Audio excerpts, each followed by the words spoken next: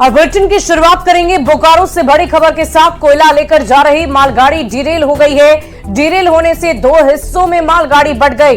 हादसे की वजह से आवागमन ठप कर दिया गया है। इस वक्त की बड़ी खबर आपको बता रहे हैं। हादसे से ट्रक को भारी नुकसान हुआ है। टेकी बी और आरजीबी सेक्शन के बीच यह हादसा हुआ। तुपका डी राजा बेड़ा सेक्शन का यह मामला बताया जा रहा है। तो रेल हादसे से जुड़ी ये बड़ी खबर आपको बता रहे हैं। मालगाड़ी दो हिस्सों में बट गई है। हादसे में ट्रक को भारी नुकसान हुआ है। जाहिर सी बात है कि आवागमन अभी ठप रखा गया है। टेकेबी के बीच ये हादसा हुआ है। दो हिस्सों में ये सेक्शन बट गया। टेकेबी और आरजीबी के बीच ये हादसा हुआ है। बताया जा रहा है कि ट्रक को भारी नुकसान पहुंचा है। तो बड़ी खबर आपको बता रहे हैं। कोयला लेकर ये मालगाड़ी जा रही थी। बोकारो से ये बड़ी खबर आ रही है, जहां मालगाड़ी डिरेल हो गई है और डिरेल होने से दो हिस्सों में बट गई है।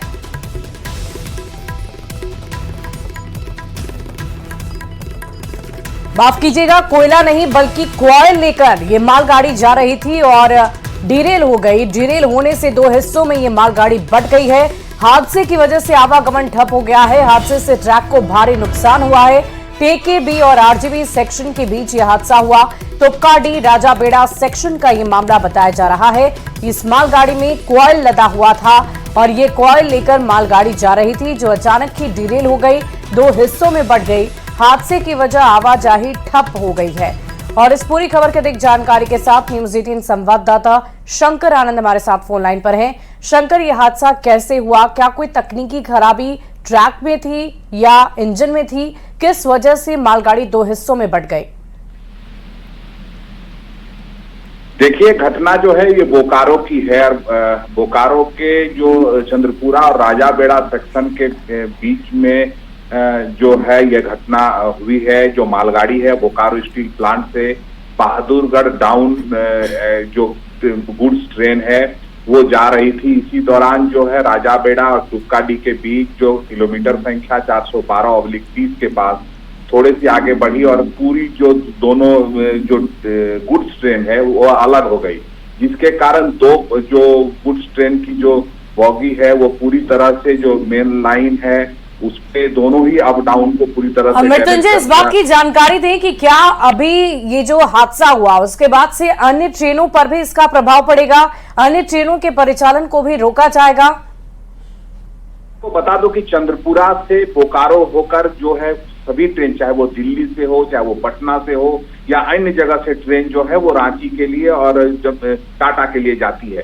तो हम कह सकते हैं कि जिस प्रकार से यह घटना घटी है, पूरी आवाजाही जो है ठप है और उसको दुरुस्त करने का काम किया जा रहा है। लेकिन घटना रात में हुई है। अब कह सकते हैं कि जो ट्रैक है उसको दुरुस्त करने में समय लगेगा, लेकिन जो पैसेंजर की है उसकी परेशानी जरूर बढ़ेगी। चलिए, इस पूरी खबर पर नजर बनाए रखें। मृत्युंजय, बहुत बहुत शुक्रिया आपका हमारे साथ जुड़ने के लिए। झारखंड की सियासत में सत्ता की लड़ाई के बीच सुरक्षा की लड़ाई छिड़ गई है। चुनाव से पहले राज्य के पूर्व मुख्यमंत्री और बीजेपी नेता चंपाई सोरेन की सुरक्षा में लगे वाहनों को हेमंत सरकार ने वापस बुला लिया है। सुरक्षा छीने जाने के बाद क्या है चंपाई सोरेन का रिएक्शन और उन्होंने क्या कह दी है मुख्यमंत्री हेमंत सोरेन को चुनौती? देखिए इस रिपोर्ट। क्यों वापस ली गई चंपाई सोरेन की सुरक्षा? हेमंत सरकार पर चंपाई का बड़ा आरोप। सुरक्षा छीनने के पीछे राजनीतिक साजिश। अब किसके भरोसे चंपाई सोरेन की सुरक्षा? ये सवाल इसलिए उठ रहे हैं क्योंकि झारखंड सरकार ने पूर्व मुख्यमंत्री चंपाई सोरेन की सुरक्षा वापस ले ली है। चंपाई सोरेन ने हेमंत सरकार पर आरोप लगाया कि सभी नियमों और प्रोटोकॉल को दरकिनार करते हुए उनकी सुरक्षा में लगे वाहन को वापस बुला लिया गया है। राज्य के पूर्व सीएम की सुरक्षा के साथ खिलवाड़ किया जा रहा है। मैं डरने वाला नहीं हूं और ना ही मुझे सुरक्षा की चिंता है। तो आप लोग मांग लिया तो उसमें हम कुछ नहीं कहेंगे। हमको ये सब मतलब नहीं आए। आपस बोला तो आपस कर दिया है। जैसे चलता है उसी तरह उससे और तेजी से चलेगा। आप देखिए अब क्या होगा नहीं होगा उस बारे में नहीं क्या, लेकिन हमारा कार्यक्रम में कहीं भी चूक नहीं होगा। हम हर कार्यक्रम पहुंचेंगे। चंपाई सोरेन ने हेमंत सरकार के सामने ताल ठोका है। कारकेड वापस लिए जाने के बाद सीएम सोरेन को सत्ता से उखाड़ फेंकने की चुनौती दी है, पर बीजेपी को अपने नेता की सुरक्षा की चिंता है। विरोधी दल के नेता अमर बावरी ने सीएम सोरेन पर तीखी टिप्पणी की और कहा कि चाचा से भतीजा डर गया है। इस पर जेएमएम का जवाब आया कि किसी की जान की सुरक्षा को मुद्दा बनाकर सियासत करना निम्न स्तर की राजनीति है। हार का डर अभी से उनको सताने लगा है। चाचा से इतने भयभीत हो गए हैं भतीजे कि अब उनके सुरक्षा से भी खिलवाड़ करना प्रारंभ कर दिया गया है। लेकिन इस पर राजनीति करना या इसको मुद्दा बनाना ये गलत बात है। सरकार निम्न स्तर की राजनीति नहीं करती। हमारे नेता की सोच बड़ी है और बड़ी सोच रखने वाला व्यक्ति ही बड़ा नेता होता है। झारखंड की सियासत में सत्ता की लड़ाई के बीच सुरक्षा की लड़ाई छिड़ गई है। अब ये आने वाले चुनाव में ही तय होगा कि राज्य की जनता किसे सत्ता और सुरक्षा सौंपती है। जमशेदपुर से आशीष तिवारी और रांची से निरंजन सिंह के साथ ब्यूरो रिपोर्ट न्यूज 18। और वक्फ संशोधन बिल में बदलाव को लेकर जेपीसी को पत्र और ईमेल के जरिए 1 करोड़ 20 लाख से ज्यादा सुझाव मिले। गोड्डा सांसद निशिकांत दुबे ने सुझाव के नाम पर साजिश रचने की बात कही और इसे लेकर समिति के चेयरमैन जगदंबिका पाल को पत्र भी लिखा। निशिकांत का आरोप है कि देश में माहौल खराब करने की अंतर्राष्ट्रीय स्तर पर षड्यंत्र रचा गया है। ये रिपोर्ट देखिए। देश में माहौल खराब करने की अंतर्राष्ट्रीय साजिश। वक्फ संशोधन बिल को रद्द कराने के पीछे कौन? पाकिस्तान की आईएसआई या चीन का षड्यंत्र? जमाते इस्लामी बांग्लादेश या तालिबान की साजिश? ये सारे आरोप गोड्डा से बीजेपी सांसद निशिकांत दुबे के हैं। वक्फ संशोधन बिल में बदलाव को लेकर जेपीसी को 1 करोड़ 20 लाख से ज्यादा सुझाव मिले हैं। इनमें ज्यादातर पत्रों की भाषा एक जैसी है। यह खुलासा जेपीसी अध्यक्ष जगदंबिका पाल को लिखे निशिकांत दुबे के पत्र से हुआ है। निशिकांत ने लेटर में लिखा है कि सुझाव वाले पत्रों में वक्फ संशोधन बिल को तत्काल रद्द करने की बात कही गई है। इनकी भाषा एक जैसी है। इन सुझावों के आर्टिफिशियल इंटेलिजेंस यानी एआई के जरिए भेजे जाने की संभावना हो सकती है। निशिकांत की चिट्ठी पर जेएमएम ने चुटकी ली। प्रवक्ता मनोज पांडे कहते हैं कि मन मुताबिक सुझाव नहीं मिलने के कारण बीजेपी पाकिस्तान, आईएसआई और फिरका परस्ती का एंगल निकाल रही है। देश में भाजपा की सरकार 10 सालों से और अभी भी कट्टरपंथी हावी हैं और इनके मन मुताबिक फीडबैक नहीं आए तो इसमें पाकिस्तान का भी हाथ आ जाएगा सामने, आईएसआई का भी आ जाएगा, फिरका परस्तों का भी, बहुत तरह की बात। दरअसल निशिकांत दुबे ने पत्र में देश के अंदर माहौल खराब करने की अंतर्राष्ट्रीय साजिश रचने की बात लिखी है। बिल के खिलाफ आईएसआई, चीन और जमाते इस्लामी बांग्लादेश या तालिबान जैसे कट्टरपंथी संगठनों की संलिप्तता की आशंका जताई है। झारखंड सरकार के मंत्री बन्ना गुप्ता निशिकांत के आरोपों को चुनावी स्टंट बता रहे हैं। इस तरह का खाली हिंदू मुसलमान सिख ईसाई करते रहो, चुनाव आए तो हिंदुस्तान पाकिस्तान कर दो, चुनाव आए तो कब्रिस्तान शमशान कर दो। निश्चित रूप से इस पर ध्यान देने की आवश्यकता है कि जांच कराकर वैसे लोगों को चिन्हित किया जाए जिन लोगों ने अपने ईमेल भेजे हैं या फिर सुझाव भेजे हैं, उनको चिन्हित किया जाए।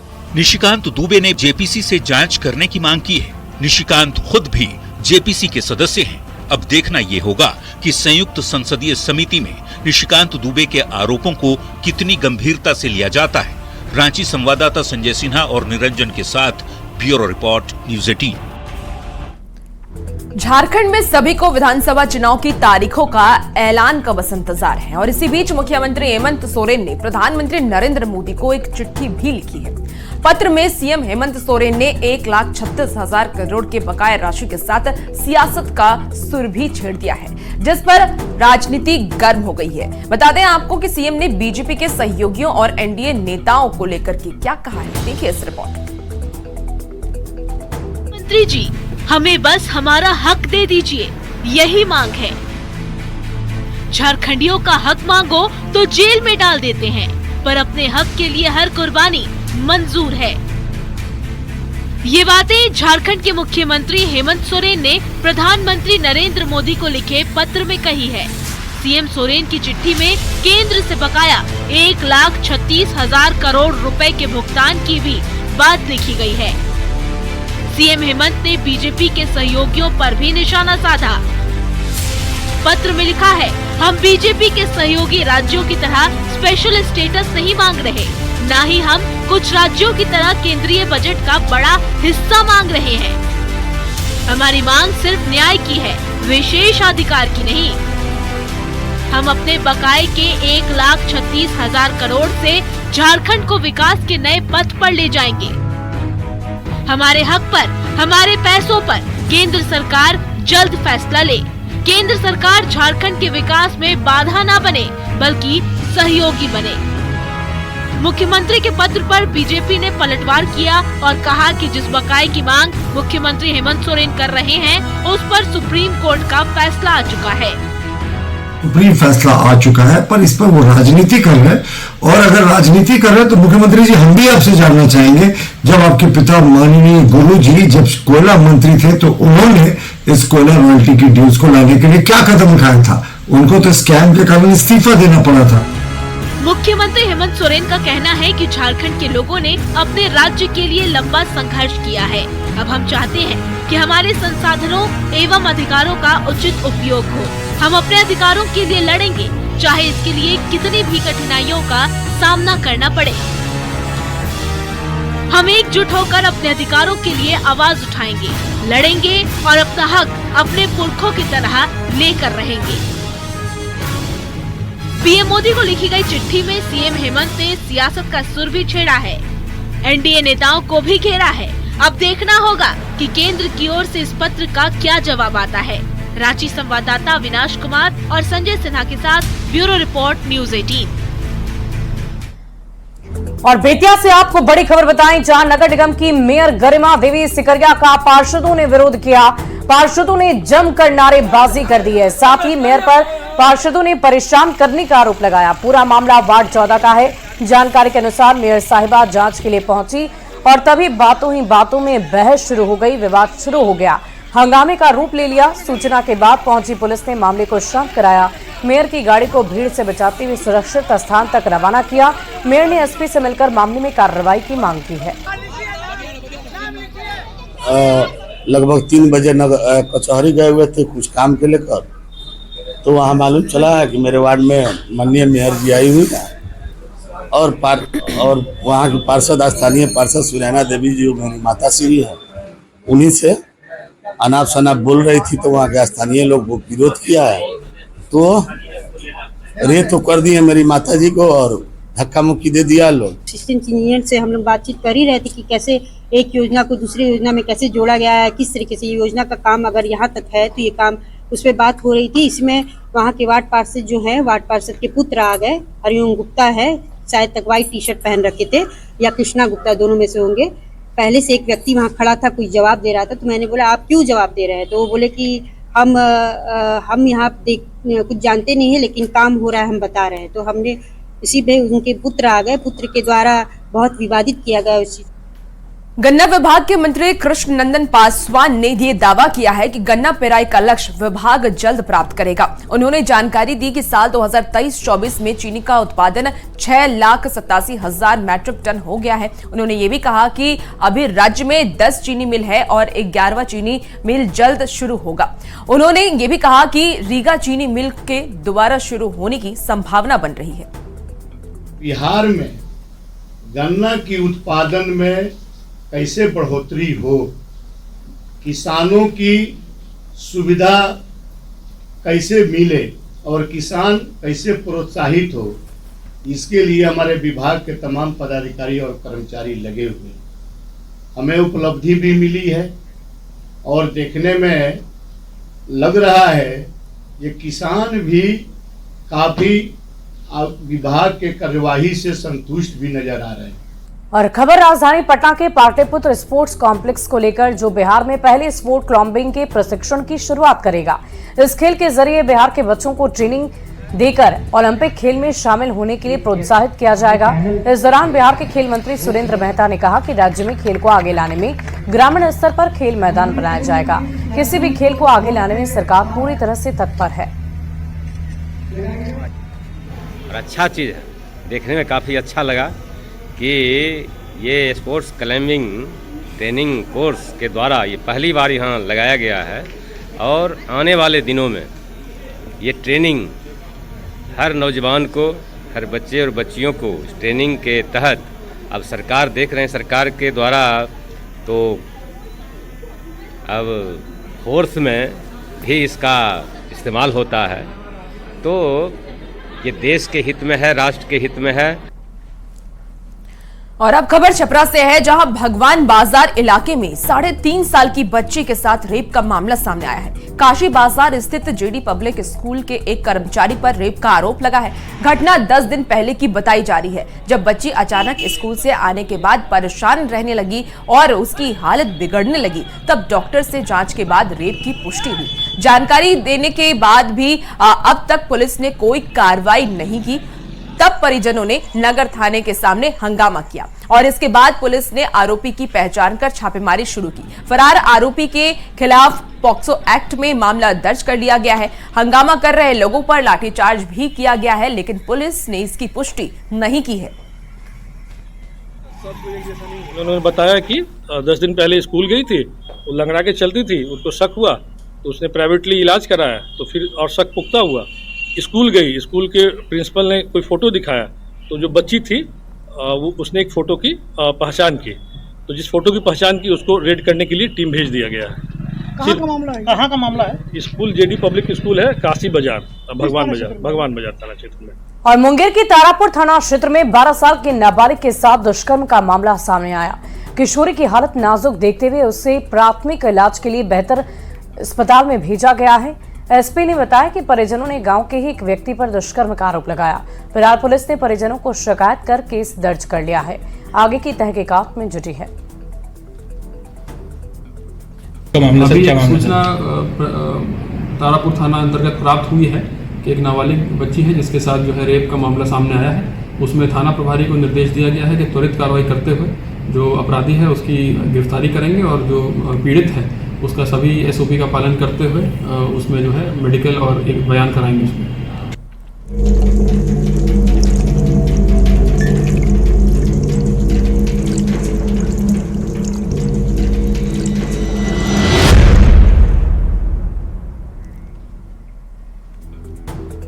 अगली खबर बेतिया से, जहां की लौरिया में 3 पंचायतों को बाढ़ से प्रभावित करने वाले बांध को कुछ बदमाशों ने तोड़ दिया, जिसके बाद इलाके में गुस्साए ग्रामीणों ने जमकर हंगामा किया। ग्रामीणों के अनुसार बांध कई गांवों को बाढ़ के खतरे से बचाया करता था और इसीलिए सरकार ने 2014 में इस बांध का निर्माण करवाया था। मामले की सूचना मिलने पर अंचलाधिकारी मौके पर पहुंचे और लोगों को शांत कराते हुए जल्द बांध को दुरुस्त करने का आश्वासन दिया है।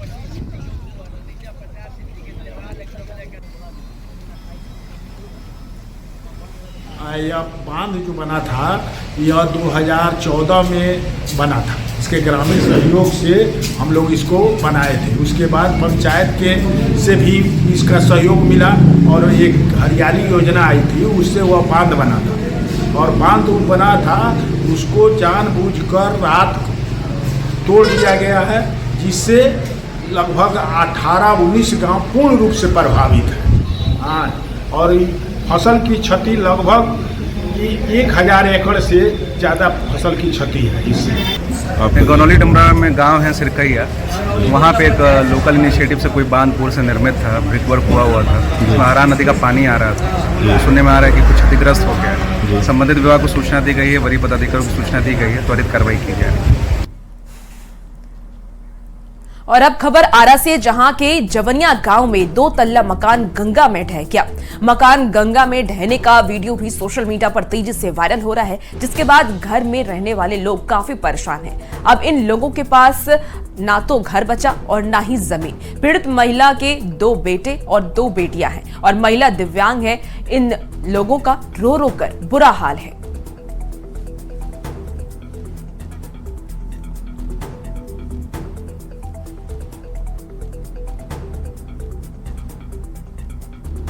कमानी तो हम कौन आधार को के खाई, हमरा गदी के बढ़े केहू नहीं के। आपके हस्बैंड क्या करते? हस्बैंड घर ही रहता, उनको विकलांग के बन, हम विकलांग के बन। 300-400 रुपया 300 मिले लो करे, वही से परम धर्म चलत रहे। और उड़ेले नहीं तो जाएंगे कहाँ, वहाँ पड़ी तो दरिया हो गया। जमीन भी नहीं है। खेती भी होता था क्या आपने? नहीं, अपना खेती नहीं है, ऐसे ही लगान उगान पर लेके बोते थे हम लोग। अपना जमीन नहीं है, कोई धुर नहीं है। आपके बच्चे कितने? 4 बच्चे हैं, 2 बेटा है, 2 बेटी है। खबर आवासी, जहां बढ़हरा की पूर्व विधायक आशा देवी ने नाव से बाढ़ प्रभावित क्षेत्रों का दौरा किया। ईचरी पंचायत के मानीराय टोला में कटाव का निरीक्षण करने पहुंची आशा देवी ने अधिकारियों से कटाव रोकने की मांग कर दी है। आशा देवी ने कोइलवर प्रखंड के ज्ञानपुर और बढ़हरा प्रखंड के कई गांव के लोगों से मुलाकात की। आपको बता दें कि आरा में 8 साल बाद बाढ़ ने कहर बरपाया। बढ़हरा प्रखंड के सैकड़ों गांव जलमग्न हो चुके हैं। लाखों लोग बाढ़ से प्रभावित हैं। गांव टापू जैसा नजर आ रहा है। गंगा का रौद्र रूप देखकर लोग बेहद परेशान हैं।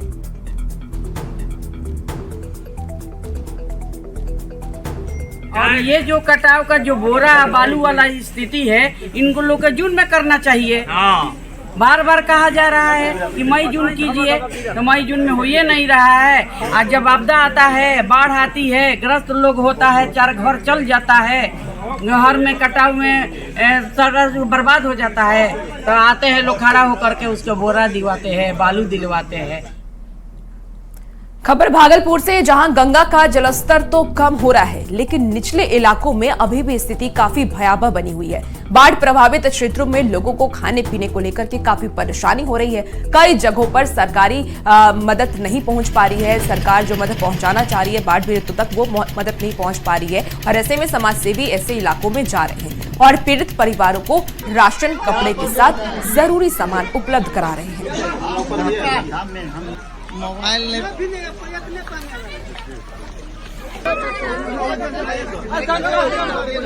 वार्ड है यहाँ पे दिलशंकरपुर बीन टोला है, दारापुर है, बालू टोला है, करीब 10 गांव बाढ़ प्रभावित हैं। और यहाँ पे प्रशासन की ओर से जो भी खाने का मुहैया या राशन व्यवस्था किया गया है वो नगर निगम में किया गया, और यहाँ गांव में कोई व्यवस्था नहीं है। और हमारे विजय भैया आज आए हैं गांव में और कुछ खाने पीने की सामग्री बांट रहे हैं। लोग अपने घरों से ऊंचे जगह पे जाके कहीं कहीं अपना बसेरा लगाए हुए हैं। सरकार अपने तरफ से सुविधा मुहैया करा रहे हैं। जगह जगह सरकारी किचन लगी हुई है, लेकिन हम लोग भी अपने स्तर से जहां लोग नहीं पहुंच पा रहे हैं, जहां सरकार नहीं पहुंच पा रहे हैं, हम लोग वहां पे पहुंच के लोगों को सुविधा मुहैया करा रहे हैं। और फिलहाल इस बुलेटिन में इतना ही। आप बने रहे न्यूज़ 18 बिहार झारखंड के साथ।